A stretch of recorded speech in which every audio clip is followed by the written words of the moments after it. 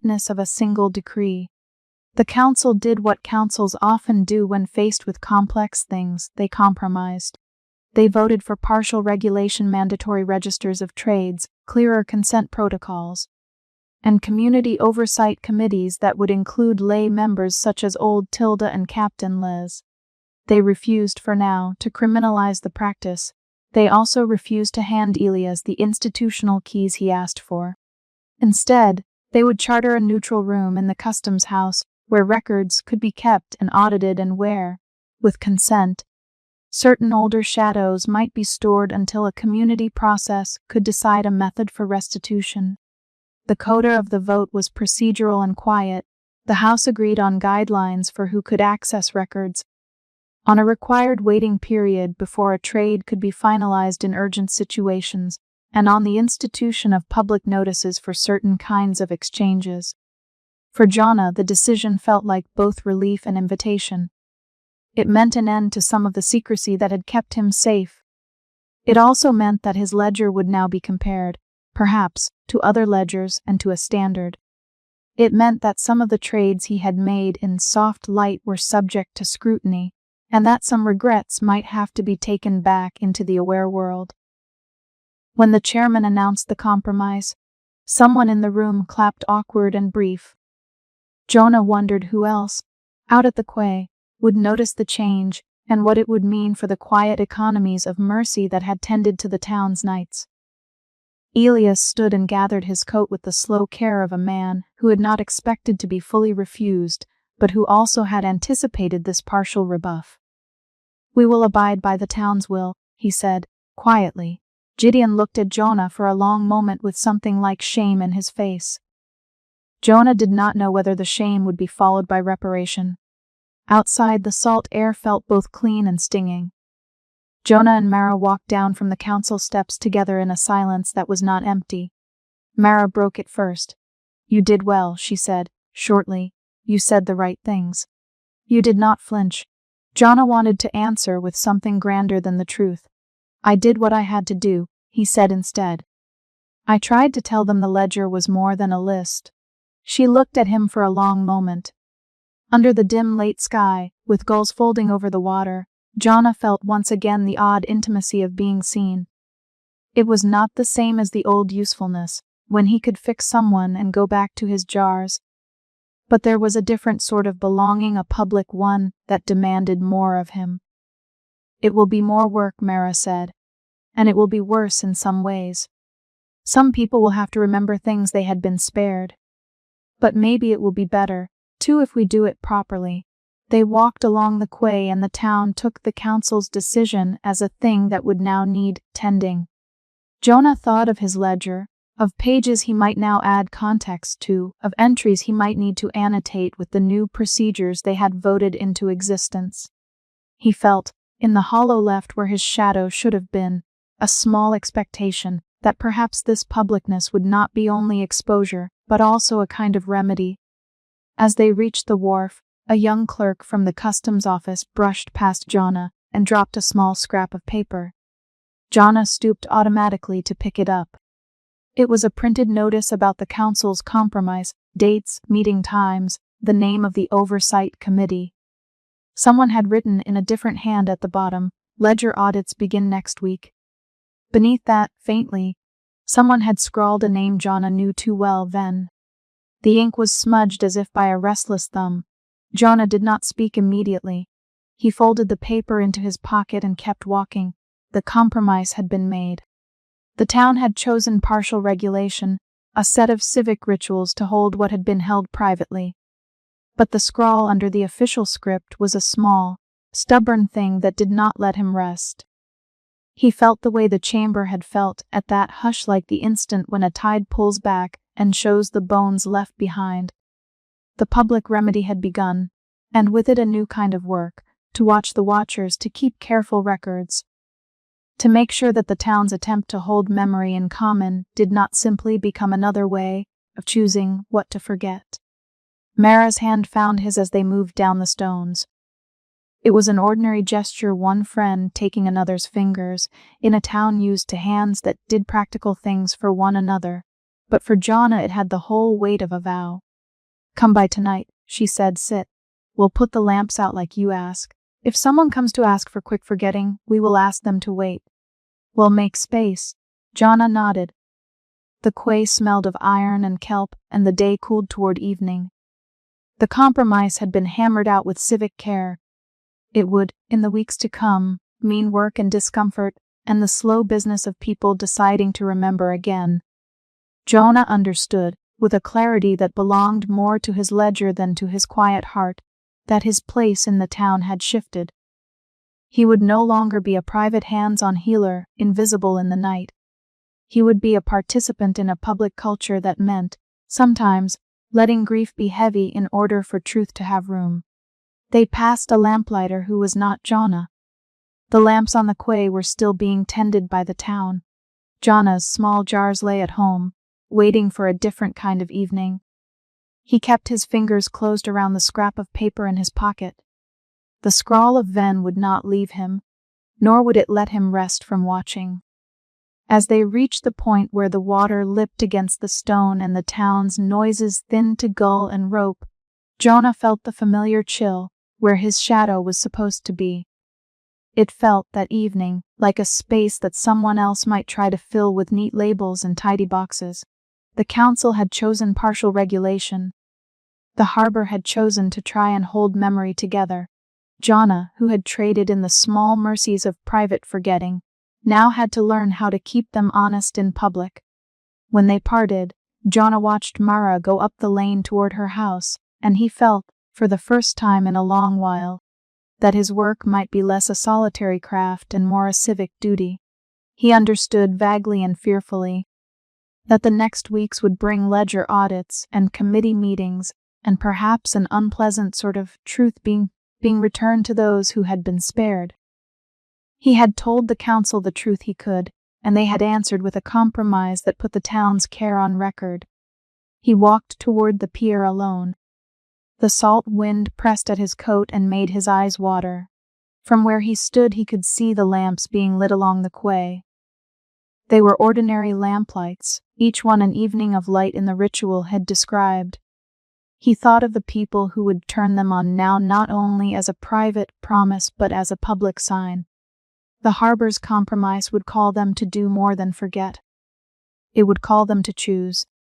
He held the scrap of paper in his hand until the ink warmed to his palm, then let it fall into the dark water where the tide could take it. It was not a grand gesture. It was simply that, for now, he did not know what to do with the name scrawled there. He had borne other people's losses for a long time. The council had voted, in its slightly bureaucratic way, to share that burden differently. As the lamps blinked on one by one, Jonah turned homeward. The ledger would need rewriting, annotations and new entries. There would be audits and perhaps accusations. There would be nights when a neighbor returned a memory and did not know how to carry it. The work ahead was larger than the jars he kept on his shelves. He felt a small, tremulous hope under the perpetual melancholy that had been his companion, that the town might learn to bear sorrow together rather than to tidy it away alone, and that, even without his shadow, he might find a way to belong that was not only functional but shared. At the top of the lane he paused and looked back once more. In the window of the customs house, someone had left a lamp. For a moment, Jonah imagined the ledger as a map of lights, some dimmed, some bright, all of them attended to by hands that had to be instructed to look. He turned and went down the stone steps, the click of his shoes a small, steady sound in the evening. And the chapter of the harbor's vote moved like a tide into the nights that would follow, uneven, necessary, and not yet finished. The morning Jonah woke to do ordinary tasks, mending a fisherman's torn net, boiling a pot of tea. Waiting for the council to send word about a small new regulation, he found that he did not need to prove himself. The fog had the same slow, deliberate patience. It lay on the quay like a hand that could be set aside if one chose to, and the salt in the air tasted of habitual things, rope, fish, the faint iron tang of old locks. He had imagined that the period after the council's compromise would be a species of limbo, in which people would test the edges of what they had been given back or told to keep. He had imagined petitions and angry footsteps and the occasional, dramatic return of a father's remembered face. Instead, the town moved in small increments. People made appointments they kept, or they failed to keep them and later knocked at his door with a bowl of stew and an apology. They asked practical questions about consent. They wanted a ledger clause to mark what had been offered and what had been refused. The public arguments that had filled the hall a week earlier were now quiet conversations over coffered bread at the fish stall. Jonah found himself learning to do things that had nothing to do with matching shapes of regret. He had always kept his hands busy. It was how he made sense of regret, by measuring and fitting and wrapping, but these hands were now entrusted with smaller, looser work. Mara taught him how to splice a rope so that it would not fray again.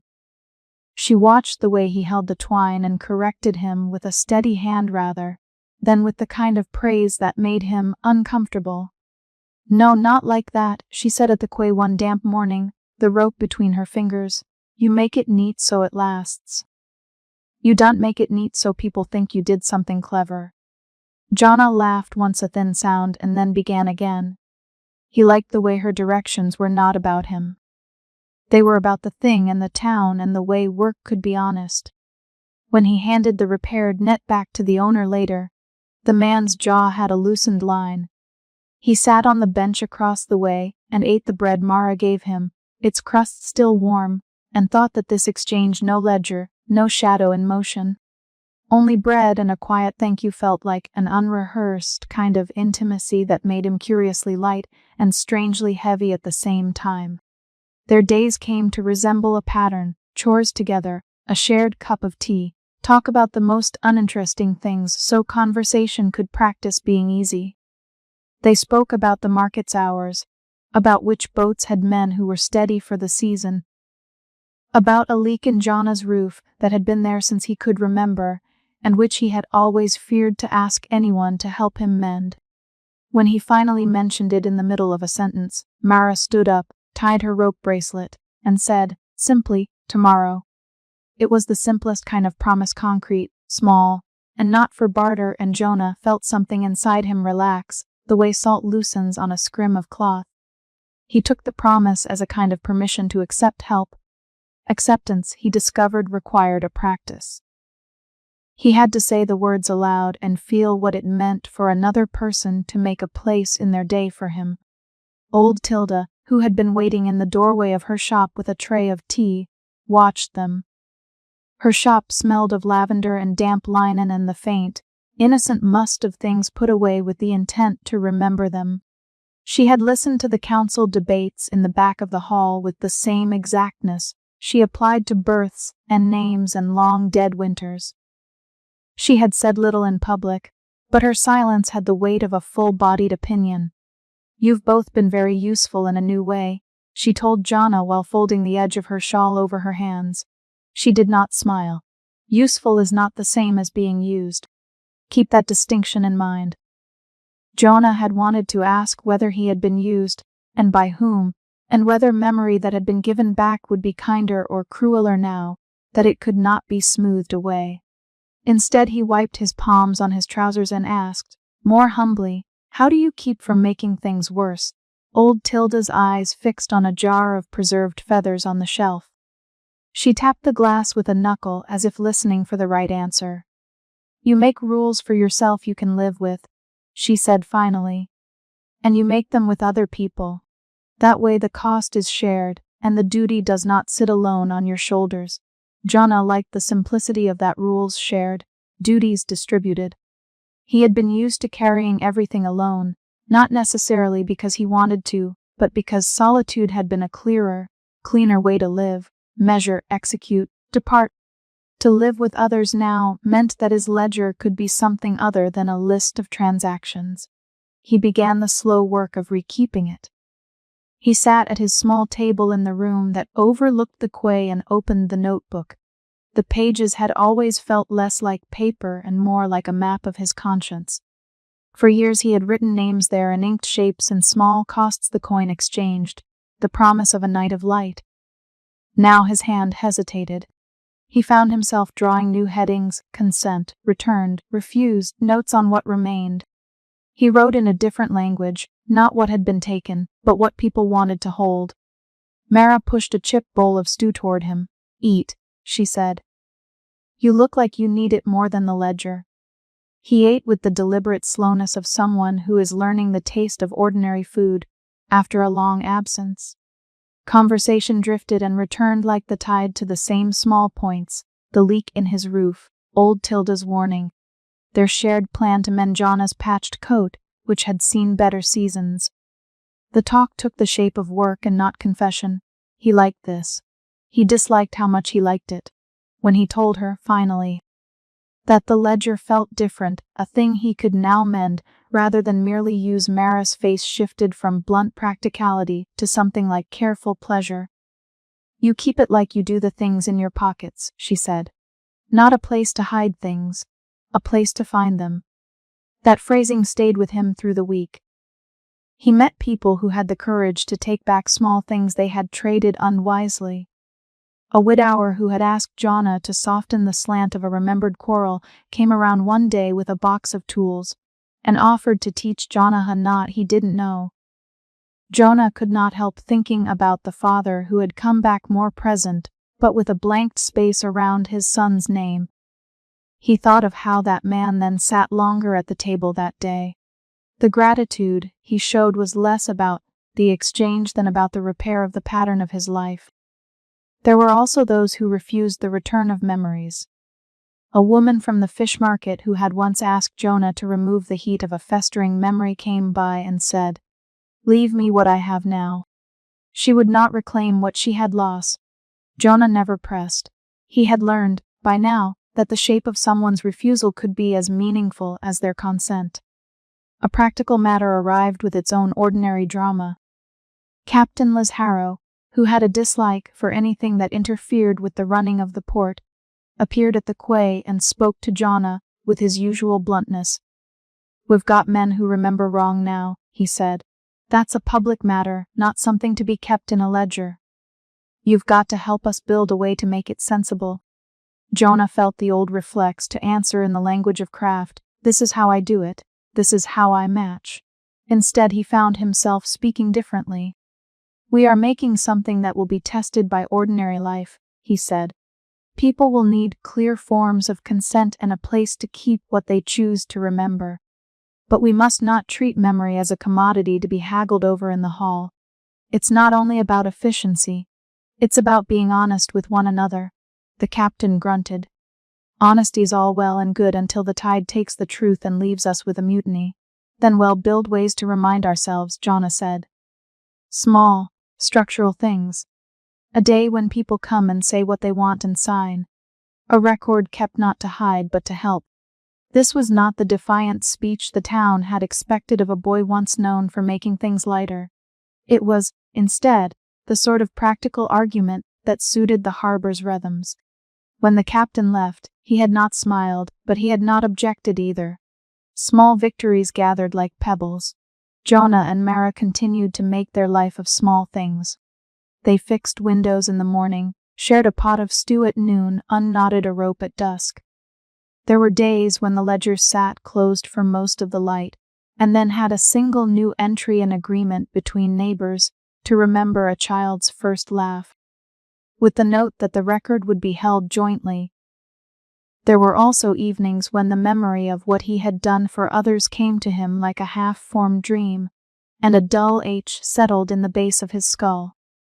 He would then take a walk alone along the quay, watch the lanterns blink, and wonder whether the people he had changed for the better had also become smaller in his eyes. One afternoon, old Tilda called him to her shop. She had a small parcel wrapped in cloth and a thin, certain look on her face. "You have been doing the right thing with that book of yours," she said. "But I want to give you something else." She unwrapped a length of thread finely spun, blue as the water at dusk. "People need anchors," she said. "You can't give them back everything. Some things need to be kept like knots in a net. They hold the shape." Jonah accepted the thread like someone receiving a tool he had not known he required. "What do I do with it?" he asked. Use it to bind a page, she said, not for secrecy, for a place to write the things that are restored. And mark it with dates, the names of who asked, and why. Make it a public thing, not a ledger hidden like a private trade. It felt odd to make public an intimacy that had once been bought in whispers. Yet the thought of setting a stitched record on a shelf for anyone to see where a neighbor might read that a man had asked for his anger back, or that a woman had chosen to keep her forgetfulness brought Jonna a small relief. If memory could be held openly, perhaps the town could learn to carry it together, rather than let it sit on a single person's shoulders. The work of living between tides is not dramatic. It is a sequence of small acts that press against the shape of you. Jonna learned to ask for a hand with a leaking roof. He learned to bring his own kettle to old Tilda when she needed it. He learned the peculiar satisfaction of making a bowl of stew for someone else, and not expecting anything in return. These were the ways his life grew dense again, not with trades and exchanges, but with a network of small reciprocal obligations. There were nights when the absence of his shadow returned like a dull drum beat. He would stand by the window and look down at the quay, where the light from the lamps made small islands, and feel that hole where shade should be. Yet when he turned away from that emptiness and saw Mara asleep with her hand across her chest, or when he opened the ledger to add a new public stitch, the grief became a background noise rather than an all-consuming tide. He could hold it and still move. On a week when the wind had a hard edge and the sea pushed close, Mara asked him something he had not expected. They stood on the rope bridge, lanterns clicking like soft teeth, and watched the harbor's steady work, a crew hauling a line, a boy tying a knot wrong and starting again. "Do you think you'll ever go back to doing the old thing?" she asked. Jonna had to think of the men had seen with returns and the ways some faces had more lines now, as if remembering had put new creases in them. He thought of Elias Ven's catalogues, neat rows of jars that named pieces of life, and of how that order had almost anesthetized the town. He thought of his ledger, of the blue thread, of old Tilda's voice telling him to build rules he could live with. "I'm not sure there's anything to go back to," he said, finally. "Not in the same way. I can help stitch things together, I think. I can help build the ways to keep what people choose. But the making of people lighter, it's not the same. People have to live with what they take back. They have to learn how to carry it. And will you be able to stay near them when they do?" she asked. He wanted to say yes in the easy way he once had, but his yes would not have been honest. He had, after all, once kept sorrow for other people as a way to keep himself useful and unseen. "I'll try," he said. "That's the best I can promise." She reached out then and touched his hand, not the kind of touch that implied barter or a bargain, but a practical placement of skin against skin. It was small. It was not dramatic. It was the kind of contact that said, "I will put my hand here when you need me, and we will both carry ordinary things." The chapter of their life did not close with a neat scene. There was no single resolved reconciliation with the town, no grand gesture that made everything whole. Instead, there were sequences of ordinary days in which people learned to speak, to sign, to accept or refuse what had been offered, and to live with the consequences. At the end of a day thick with wind, Jonna closed his ledger and threaded the blue string through a fresh page. He wrote the names of a woman who had reclaimed a daughter's laugh, and a man who had refused to take back a quarrel. He left room between the lines so that others might add their notes. The ledger no longer had the furtive ink of a secret market. It was a book that could be opened by anyone who came with a small request and a willingness to speak plainly. He took the book down to the quay with Mara at his side. Lanterns blinked against the fog, and the sounds of the harbor were a low machine hum. He saw neighbors in their doorways, saw the captain's squat figure talking to a crewman about schedules. He felt the ledger heavy and light, at once a weight of names that belonged now to the town as much as to him. When he looked at Mara, she smiled with a small, factual pleasure, the kind that had nothing to do with triumphant endings and everything to do with a job done with care. He answered with a look that asked for nothing and offered a lot. Between tides, he thought, one learns to hold things steady for each other. Across the quay, someone began to sing a low, unpracticed tune that a child had learned from a grandmother. It broke the hush of the evening. Jonah heard it and felt, for a moment, the whole of the town in a single fragile sound. He did not feel healed. He felt tethered. The ledger under his arm was not a tool of erasure any longer. It was a record of a community's attempt to be honest. As the lanterns blinked and the fog made silver of the ropes, Jonah found himself willing to let the hole where his shadow had been remain the shape it was, so long as he could be present in other ways.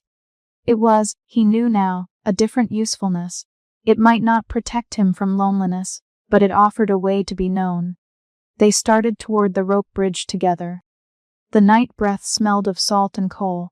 Behind them the town carried on with its small, human tasks. Jonah kept his hand close to Mara's, not to hide but to be held. Ahead, lights blinked like small decisions waiting to be taken. He felt a kind of melancholy punctuated by a hopeful steadiness. The future, he understood, would be built not of single, grand trades, but of the many small acts that make a life shared and not bought. They reached the bridge and paused. Jonah looked down into the water that reflected lanterns and the blurred outlines of passing boats. The quay hummed. He thought of old Tilda's thread, of the captain's ledger, of Elias Ven's backrooms which, for all their order, had neglected to build a structure for repair. He had made choices that altered the town had altered him in return. Mara squeezed his hand once and said, "We'll see how it goes." "We will," he agreed. Behind the promise, and not loud but not quite hidden, there was a question still hanging about how people would learn to be with what they had chosen to remember, and how Jonah would come to be known without the shadow that had once marked him. It was a question that would not be answered in a single season. It would unspool through slow days, through the tightness of winter and the thaw of spring, through nights of argument and mornings of plain, repetitive kindness. They stepped onto the bridge as a wind moved the lanterns, and for a moment the fog closed around them like a clasp. Lanterns winked. Somewhere a door shut. The ledger in his satchel felt like a small repository of possibility. Jonah watched the light breathe across the water and thought, it is enough, for now, to be moving forward together. The chapter ended not with resolution, but with the quiet motion of two people walking back into the town's slow life, the ledger between them, and the promise of many small days ahead. The hook remained, a question of whether the town could sustain an ethics of shared memory, and whether Jonah, who had once kept sorrow for others, could find belonging without returning to the methods that had cost him his own shadow. The tide would take its time answering that question, and they would learn to live while it did. Jonah had come to think of the harbor as something that measured time not by clocks but by shifts, the tide that moved men's work, the low bell for the fish stalls, the listless day that followed a council meeting, the days after the hearing passed in that small metric, with Jonah waking to the same fog and to the new responsibilities that had settled on him like an added cloak. There were no drums, no sudden public triumph, only the quieter, slower work of rearranging how the town inhabited its own memory. On the morning after the vote, he found himself at old Tilda's shop with a cup of bitter tea cooling between his palms. The shop was smaller than he remembered in the weeks before he had lost his shadow. Boxes of dried herbs, a drawer of smooth bones, a shelf of jars with things pinned inside like small sacrifices. Tilda sat at her table with the ledger spread between them, the pages open to the section where Jonah had first learned to record a trade, names, the shape of the regret, the terms. Now, beneath Tilda's careful hand, those terms were changing. There were now lines to note consent, to mark whether a family had been told about the possible return of a memory, places set aside for witnesses' signatures. It had to be written down, Tilda said finally, and her voice sounded as ordinary as the creak of her chair. People needed something to touch when their heads were full of fog. She tapped the page with a finger that trembled slightly. You did not make the fog, Jonah. You made paths through it. But paths without signs get people lost. We put signs. Jonah looked at the inked lines and felt something